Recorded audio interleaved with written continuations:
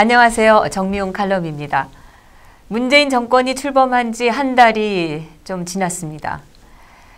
이례적으로 거의 모든 언론이 이 문 정권에 대해서 칭송을 과도할 정도로 보냈다, 저는 이렇게 봅니다. 그리고 여론조사로 나타나는 국정 지지도 역시 역대 어느 정권보다 높다, 이렇게 알려지고 있습니다. 근데 참으로 희한한 게 국정 지지도가 역대 어느 대통령보다 높은데 이 인사 문제에 관해서는 역대 어느 정권보다도 어려움을 겪고 있다는 겁니다. 그것은 이 정권이 내놓는 그 후보자들의 면면이 그만큼 수준이 어느 정권보다도 낮다, 이렇게 볼 수가 있는 겁니다. 사실 어느 정권에서든지 이 정도로 인사 문제에 난항을 겪고 후보자들이 문제가 많고 했다면은 언론들로부터 심각한 비판을 받았을 것이고 질타를 당해서 마찬가지로 국정 지지도가 급격히 떨어지는 그런 현상이 일어났을 텐데 문재인 정권에서는 이 당연한 현상이 일어나지 않고 있습니다. 좌파 언론들이 이 정권에 과도하게 부역하기 때문이라고 저는 생각을 합니다.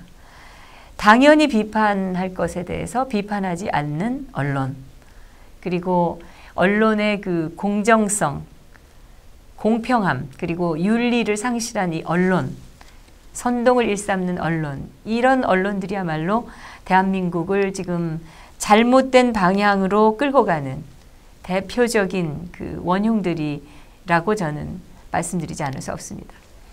아무튼 이 문재인 정권의 인사 난맥의 그 현실과 여론조사에 나타나는 국정 지지도가 전혀 다른 것은 저는 이 두 가지의 큰 이유 때문이 아닐까 생각합니다. 그 첫째는 지금 이 정권에 대해서 무조건적인 그 언론의 그 우호가 있다는 거죠. 언론들이 무조건적으로 이 정권을 우호적으로 지금 보고 또 이걸 보도하고 있습니다. 좌파 매체들이야 원래 그렇다 쳐도 소위 조중동이라고 불리는 그 신문 그룹들이 내놓고 이런 그 우호적인 그 보도를 하고 있으니까 표면적으로는 일반 국민들에게 문 정권에 대한 비판의 목소리가 거의 전달되지 않고 있는 겁니다. 또 한 가지는 우리 그 여론조사를 하는 기관들의 편향성 문제죠. 이념적으로 과도한 그 편향성. 시민사회에서는 오래전부터 이 문제에 대해서 지적을 해왔습니다. 우리나라 그 여론조사 기관들이 정말 문제가 많습니다. 대부분 이 좌경적인 면이 많고 또 일정 사안에 대해서는 그 여론조사 내용을 보면은 너무나 편향적으로 질문 자체를 구성한 것을 볼 수가 있습니다. 그리고 또 보통 그 여론조사 전화나 이런 설문조사하거나 할 때 응답률이 낮으면은 외국 같은 경우에서는 응답률이 10% 미만이다 이러면은 아예 그 여론조사의 그 진실성 여부에 대해서 인정을 하지 않는 게 대부분인데 우리나라는 그런 걸 무시하고 응답률이 5%가 안 되는 경우에도 다 이것을 마치 사실인 것처럼 보도하고 있는 그런 현실이니까 여론조사 기관의 이 조작이 얼마든지 가능한 것이죠. 이 여론조사 기관에 근무하거나 또는 대표자나 이런 분들이 종편이나 이런 그 방송의 토론 프로그램에 나와서 하는 얘기를 들어보면은 상당히 좌파적입니다. 그렇기 때문에 이들이 나서서 하는 그 여론조사가 어떤 것일 것인가 짐작이 되지 않으십니까? 자기네가 원하는 답을 얻어내기 위해서 그쪽을 유도하는 그런 쉬운 질문들을 만들어서 조사를 한다는 거죠. 시청자 여러분들께서 잘 아시는 분들도 많으시겠지만 예를 들면 직무 그 수행 평가 이런 정말 애매모호하고 추상적인 것을 평가하는 이런 사안에 대한 그 여론조사 결과는 믿으시면 안 되는 겁니다.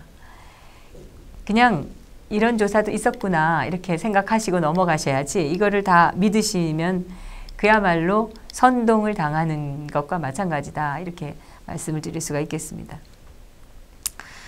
저는 이 문재인이라는 그 인물, 그 개인에 대해서는 그다지 관심이 없지만 공인으로서 문재인이 그동안 걸어온 길에 대해서는 제가 유심히 살펴봤다고 말씀을 드릴 수가 있습니다. 대통령이 되기 전에 그 공인으로서의 문재인은 제가 봤을 때는 언행에서부터 상당히 편향적이고 무리한 데가 많은 사람이었습니다. 그래서 다른 누가 뭐 대통령이 돼야 된다 이렇게 말하기 이전에 이 문재인만큼은 대통령이 되면은 안 되지 않나 이런 생각을 저는 했었습니다. 근데 역시 이제 대통령이 됐는데 대통령이 되고 나서도 바로 그런 그 우려했던 대로 문재인은 문제가 많아 보입니다. 어쨌든 이제 문재인 정권이 들어섰으니까 이 정권이 편향성을 좀 버리고 잘 해주기를 바랍니다. 이것은 제가 그 문재인이라는 인간을 응원하는 것이 아니라 이 문재인을 찍지 않은 국민들도 좀 이 삶에 우려하는 것 없이 잘 살아야 될 권리가 있고 또 그래야 되기 때문이라는 겁니다. 문재인 정권이 또한 그 잘못하는 게 있다면 그것이 곧 우리 대한민국의 불행이 되기 때문에 또 그렇습니다. 이런 면에서 보면은 그 대한민국의 역대 대통령들도 일단 대통령이 되고 나면은 어쨌든 잘하려고 이 나라를 위해서 잘하려고 애를 썼던 것은 사실이라고 생각합니다. 물론 대북 문제나 이런 것에서는 대통령이 가졌던 성향 그리고 인식에 따라서 물론 정책의 차이가 컸고 그 여파로 해서 이 대한민국의 그 갈등이 심화된 면도 분명히 있습니다. 그렇지만 어떤 대통령이든 자기 임기 중에는 각종 이 국정 지표들이 좋은 방향으로 가도록 상승되기를 바라는 그런 마음은 마찬가지였을 거라고 저는 생각을 합니다. 자기 이익밖에 모르는 그런 장사꾼을 대통령으로 앉혀놔도 결국 그 사람도 임기 중에는 이게 내 정권이고 또 자기가 뭔가 잘했다는 얘기를 듣고 싶으니까 잘못되게 하는 쪽으로 설마 가지는 않을 겁니다. 안보 문제나 이 이념 문제 이런 거를 빼놓고는 일반적인 경제라든지 어떤 사회 문화적인 부분에서는 역대 대통령들이 모두 비슷한 생각을 가지고 있었을 것이다. 저는 그렇게 생각을 하고 싶고요. 그것은 나라 잘 되기를 바라는 그런 선의는 다 있었을 것이다. 이렇게 믿고 싶은 마음입니다. 그리고 그랬을 거라고 또 생각이 듭니다. 그러니까 우리가 그래서 드리는 말씀인데 지금 문재인 정권이 보이는 이 정부 인사의 이 난항에 대해서 언론들이 침묵하고 있는데 이들이 박근혜 정권 때는 어땠냐는 겁니다. 친북 세력이 뭐 국가보안법을 없앤다 또는 미국을 멀리하려고 한다 이런 것은 뭐 늘 그래왔고 늘 허구한 날 그들이 짓거리는 얘기니까 예상했던 바가 아닌 건 아닙니다. 하지만 이 좌파 세력과 좌경 세력이었던 당시에 그 박근혜 정권 출범 당시에 야당은 외교나 안보 부처가 아닌 그 일반 부처의 인사에까지도 그 정권의 선의에 대해서 아예 의심을 하면서 이념적인 잣대를 들이댔습니다. 그리고 무차별적인 발목 잡기를 했습니다. 걸핏하면 박정희 전 대통령을 들먹거리면서 뭐 유신 시절을 연상케 한다느니 박근혜 정권이 아무것도 할 수 없는 상황에서 뭐 유신 정권을 시절을 연상한다는 이딴 소리를 짓거리면서 비판을 했죠. 사실 그 우익 그 보수의 상징과도 같은 이 박근혜 정권이 이승만 대통령과 박정희 대통령의 그 어떤 나라를 위한 헌신 그리고 그 정신을 이어받는 그 정권이라고 할 수 있는데 당연스럽게 이 박정희 전 대통령의 정책이나 정신에 대한 우호적인 그런 관점을 갖고 또 그걸 지키려고 하는 것은 어찌 보면은 자연스러운 것입니다. 그런데 마치 이걸 범죄 행위처럼 취급을 했었죠.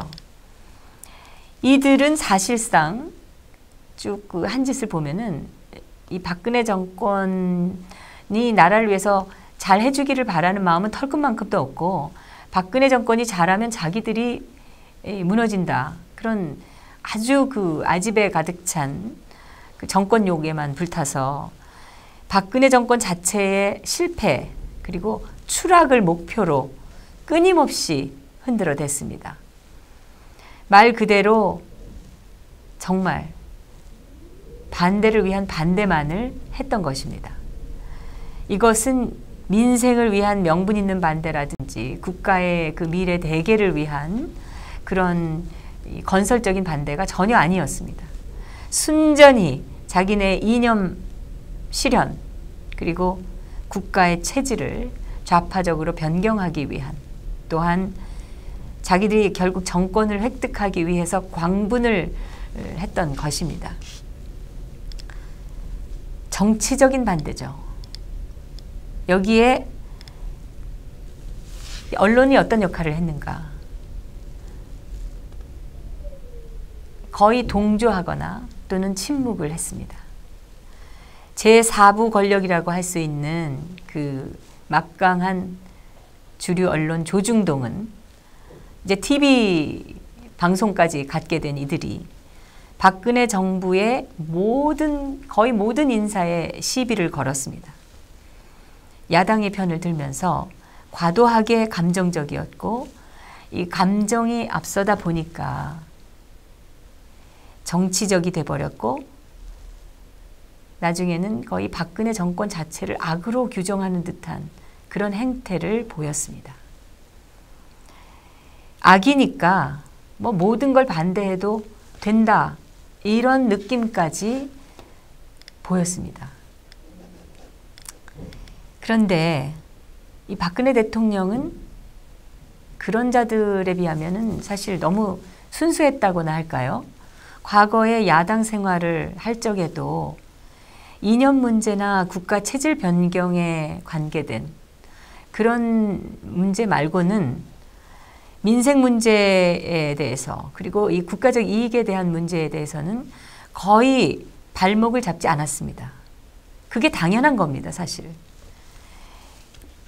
물론 이 민생 문제에 있어서도 뭐 여야 간에 이견이 있을 수 있으니까 조금 뭐 반대가 있곤 뭐 할 수도 있었겠지만 반대 자체가 당위론이 되지는 않았고 결국 나라의 이익을 위해서 협조를 한 것도 많이 있다는 것이죠. 그러나 지난 그 박근혜 정권에서의 야당과 거의 모든 언론은 박근혜 정권 그 자체를 반대했습니다. 정치권과 언론이 이 선거에 참여해서 박근혜 대통령을 뽑은 그 과반수의 국민을 그야말로 개, 돼지 취급을 했다는 것은 바로 그런 이들의 태도를 보고 우리가 비아냥을 하는 것이죠. 그런 표현인데요. 문재인 정권에서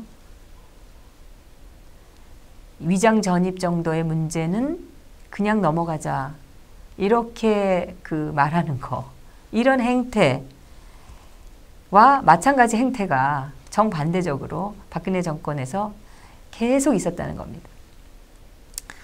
이낙연 총리가 이제 취임을 했는데 이 사람 자체가 이미 위장 전입의 문제점을 안고 또 총리가 됐습니다. 세금 탈루니 뭐 병역 면탈이니 뭐 이런 그 도저히 대한민국에서 국가 지도자가 될 수 없는, 국가 지도자로서 행할 수 없는 그런 범죄 행위를 정말 종합 세트처럼 저질렀는데도 인준안이 통과가 됐습니다. 그런데 이 문재인 정권은 지난달 말에 2005년 이후에 위장 전입한 경우 국무위원 후보자에서 배제한다. 그러나 그 이전에 그 투기성 위장 전입에 대해서는 더 강력하게 검토하겠다. 이런 그 나름대로의 그 기준점을 제시했었습니다. 이날 그 문재인은 자신의 그 인사 얘기만 하면 되는데 뭐라고 했냐면 난데없이 이명박 박근혜 정부 후보자들 문제를 또 언급을 했습니다. 이건 뭐 자기 그 상황에 대한 변명도 아니고, 근데 지금의 그 청와대가 제시한 기준을 보면은 그 기준을 우리가 살펴본다면 2005년 이후에 위장 전입한 그런 사례는 이명박 박근혜 정권 그 정부 인사 중에서는 통틀어서도 하나도 없었습니다.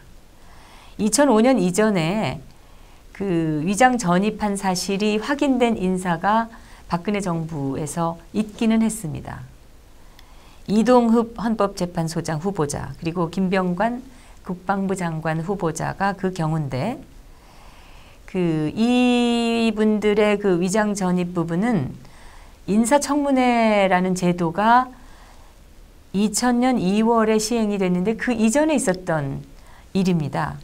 특히 그 이동흡 그 헌법재판소장 후보의 경우는 이미 박근혜 정권 이전에 인사청문회를 거쳐서 헌법재판관이 되었던 분이죠. 그리고 또 헌재 소장은 아무나 임명할 수 있는 것이 아니고 또 헌법재판관 중에서 임명을 하는 것이니까 실질적으로 보면 박근혜 정권에서 특별히 뭐 이동흡 후보자를 뭐 발탁을 했다 이렇게 또 볼 수도 없는 겁니다. 근데 김병관 국방부 장관 그 후보자의 경우를 보더라도 그 이분은 90년대에 위장 전입을 했다 이런 그 의혹을 받았는데요. 이것은 이분이 군인이었다라는 그 신분상의 특성 때문에 비롯된 면이 또 상당히 있습니다. 이분도 역시 낙마를 했죠. 근데 지금 그 이낙연 총리나 그 문재인 정권에서 이 장관으로 내정된 사람들의 그 행태를 보면은 지금 드러난 것만 가지고 해도 이명박 박근혜 정권 그 장관들보다 도덕적 흠결이 더 많습니다. 거의 종합 선물 세트 같은 종합 비리 세트라는 비유를 받는 사람들도 있습니다. 박근혜 정권 때는 임기 초부터 어떤 것도 용납할 수 없다는 식으로 아예 낙마를 목적으로 하는 인사에 대한 태클이 아주 심했었죠. 당시 야당이나 좌파 매체들 이상으로 조중동까지 나서가지고 아주 극심하게 했습니다. 이 조선일보 그 경우를 돌이켜 보자면은 김병관 국방부 장관 후보자의 경우는 뭐 증거도 명확하지 않은데 거의 무기 로비스트처럼 그렇게 매도를 했죠.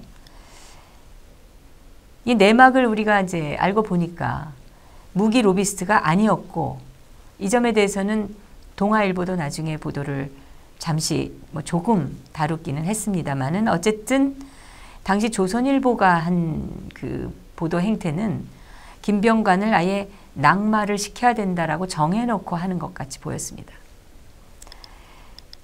근데 여기에 또 배경이 있습니다. 김병관 그 후보자와 김관진 전 국가안보실장, 이 두 분은 군 동기라고 합니다. 이 두 사람은 학창 시절부터 그 수재소리를 많이 들었고 또 군 생활 내내 선의의 경쟁을 벌였던 그런 동기생이었는데, 영남계에서는 김병관 후보자가 가장 인정받았고, 호남계 쪽에서는 김관진 실장이 가장 촉망받는 군 인재다 이렇게 평가를 받았다고 합니다. 그 김관진 실장이 조선일보의 주필을 지냈던 강천석 고문, 지금도 뭐 칼럼을 지속적으로 쓰고 계신 분인데, 이 강천석 고문하고 광주일고 동기라고 합니다. 그래서 김병관 후보자에 대해서 조선일보가 연일 때리고 공격을 할 때 세간에서는 당시 조선일보의 실세였던 강천석과 김관진이 동기이기 때문에 이 김병관 후보자에게 불리한 기사를 많이 실는 것 아니냐, 이런 의혹도 나왔었습니다. 아무튼 박근혜 정권은 집권 초부터 야당과 언론, 심지어 여당 내에 그 김무성이나 유승민 이런 그 사람들에 의해서 인사 문제로 아주 애를 먹었습니다. 당시에는 하여튼 뭐 거리가 안 되는 것까지 트집이라면 다 트집을 잡았으니까 그랬습니다. 또 있죠. 이 김용준 전 헌법재판소장은 박근혜 정권 초대 총리로 제안을 받으셨었는데, 이분에 대해서 사실 굉장히 유능하고 판단력이 뛰어난 분이라고 평하는 사람이 많습니다. 그런데 언론이 뭐라고 비판을 했냐면 너무 늙었다고 했습니다. 그러면서 국민의 눈높이에 맞지 않는다, 뭐 유신 시절에서 벗어나지 못했다, 이런 평들을 했습니다. 미국이나 그 일본의 장관들 중에는 70세를 훌쩍 넘는 이들이 많습니다. 지금 트럼프 대통령만 하더라도 70세가 넘었는데 당선이 됐죠. 우리가 나이라는 것을 중요하게 생각하지 않을 수 없습니다. 그러나 그게 그 사람의 능력의 잣대가 돼서는 곤란한 것 아니겠습니까? 한 사람의 그 능력과 역량을 평가하는데 나이만을 가지고 우리가 그걸 전적인 잣대로 삼아서 우리가 한다면은 그것은 정당하지 않죠. 하여튼 이 김용준 전 헌재소장은 그런 식으로 해서 나이 문제, 그리고 나이 때문에 비롯되는 건강 문제, 이걸로 해서 무조건적인 반대에 의해서 낙마를 했는데, 그렇다면은 젊은 장관 후보자는 봐줬는가? 또 그건 그렇지가 않습니다. 당시에 상당히 젊은 편이었던 김종훈 미래창조과학부 장관 후보자의 예를 보면은 글로벌 시대에 맞지 않는 그 국적 문제를 가지고 들고 나오든가, 아니면 재산 관계 등으로 해서 엄청나게 시비를 걸었고, 결국은 또 무슨 얘기까지 나왔냐면 미국의 지나치게 친화적인 인물이 아니냐, 이걸 가지고 반대를 하고 해서 결국은 본인이 물러나겠다고 하고 뭔가 나라를 위해서 기여하겠다고 왔다가 미국으로 가버렸습니다. 어쨌든 그 박근혜 정권에서는 인사에 대해서 지금 이 문재인 정권에서 나오는 정도의 그 정말 허접한 그 범법 행위들이 없었음에도 불구하고 여야 언론 할 것 없이 어떤 구실로든지 비토를 했습니다. 그래서 대통령 취임하고 2달이 넘도록 내각 구성을 못했습니다. 여야 모두, 그리고 거의 모든 언론이 무조건적인 비판을 하고 반대를 하는 상황. 그 제도권이고 기득권이라고 불리는 이런 권력기관들이 박근혜 대통령은 물론이고 박정희 전 대통령 자체의 감정적 거부감을 가지고 장점은 무시하고 이 단점들만 들춰내가지고 그 매도하고 있는 그런 상황, 여러분께서는 어떻게 보십니까? 몇 년 지났으니까 또 다 잊어버리셨습니까? 이런 상황에 대해서. 그런 속에서 위장 전입 한 건 없는 그런 문제 없는 사람들이 장관 내정자가 됐고, 그나마 지난 4년간 이 정도로 국정을 이끌어 왔다는 것은 정말 그런 분위기를 감안한다면 기적에 가깝습니다.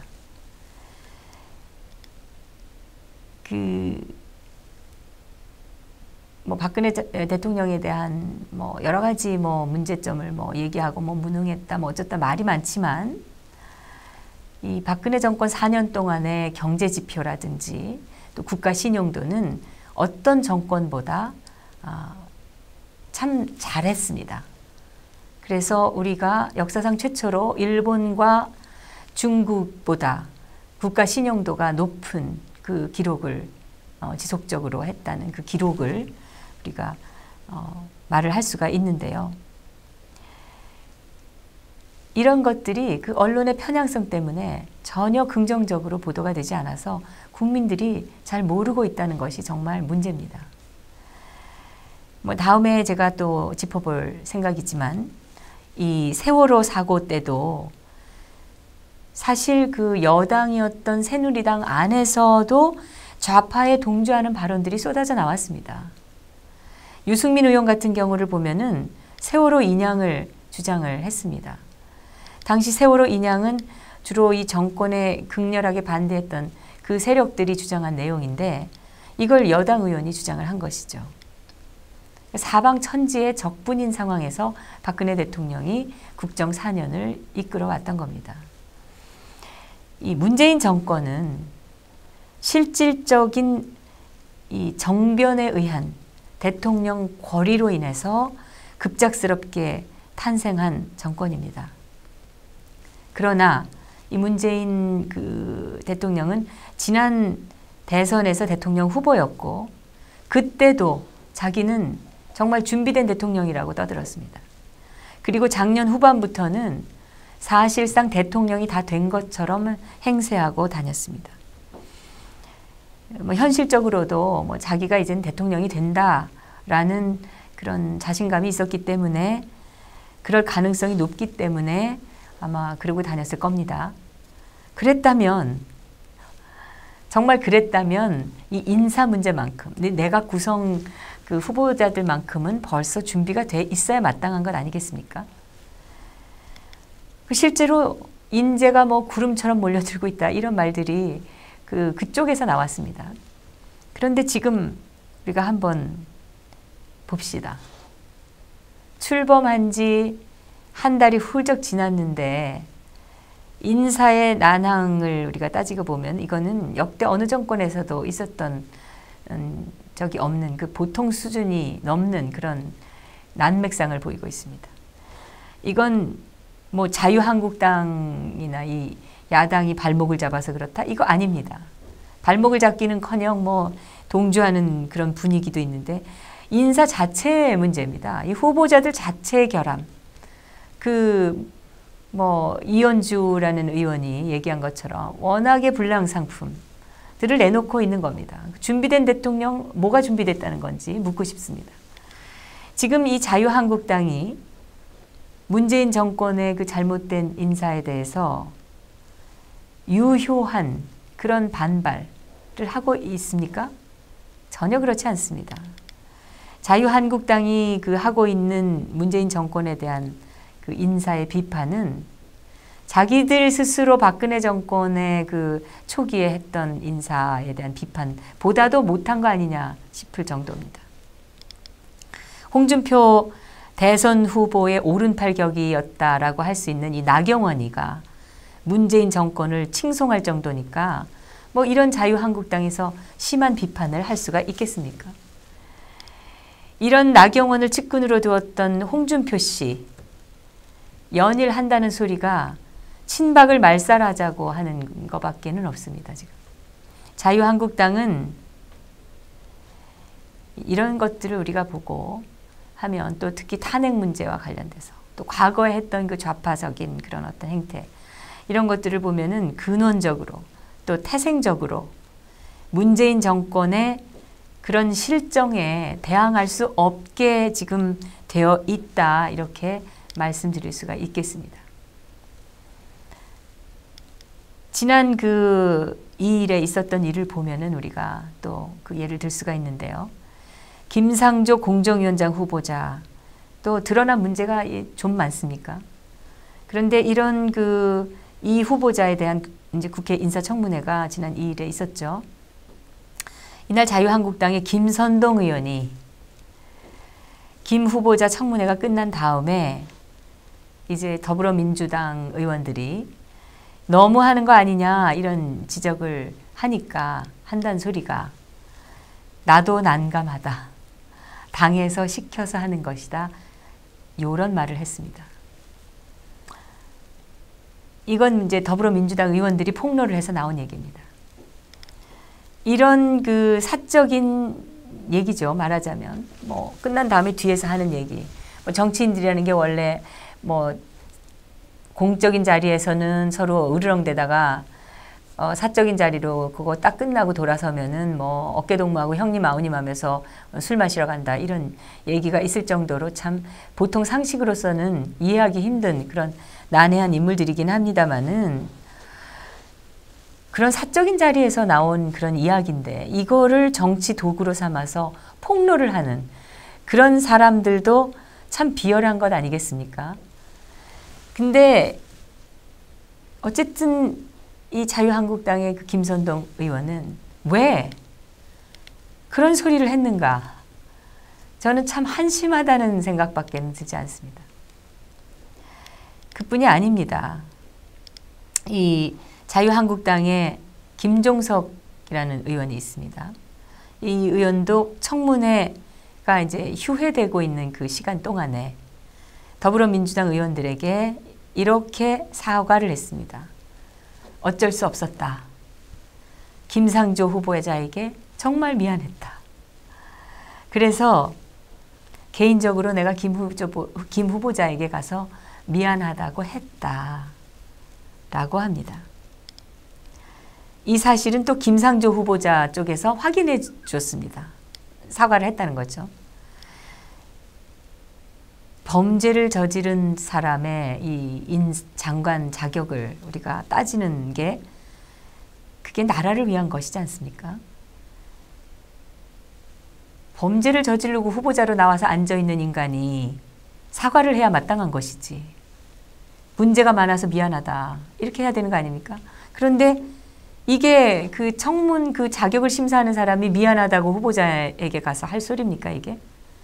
이런 그 국회의원들에 대해서 저는 도대체 무슨 가치관을 가지고 이 국회의원을 하고 있느냐 묻지 않을 수가 없습니다.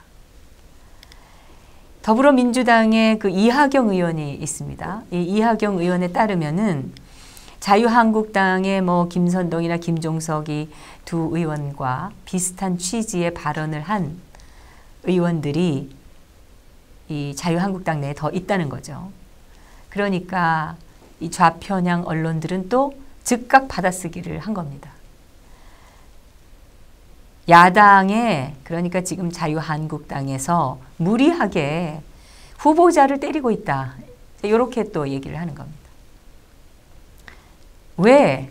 당연히 해야 될 일을 하고서도 그런 소리를 뒷자리에서 해가지고 더불어민주당과 언론의 야유, 비판을 자초하느냐. 저는 도대체 이해가 되지 않습니다. 그렇지만 우리가 인정할 수밖에 없는 것은 또 탄핵에 찬성한 세력을 받아들인 자유한국당의 참모습이다 라는 것입니다. 저는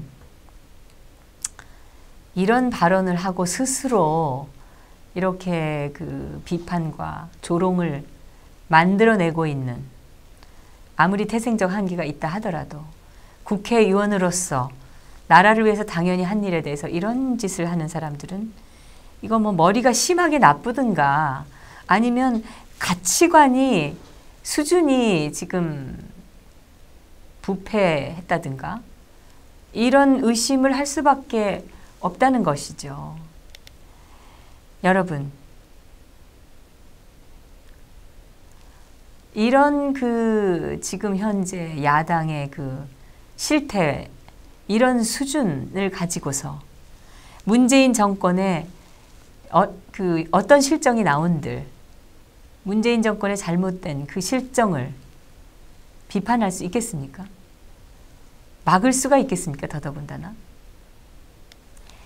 대한정당, 이 문재인 정권에 당당하게 대항하고 그 문제점과 잘못된 것들에 대해서 싸울 수 있는 그런 대한정당이 절실하게 필요하다고 생각합니다. 정미용 칼럼이었습니다.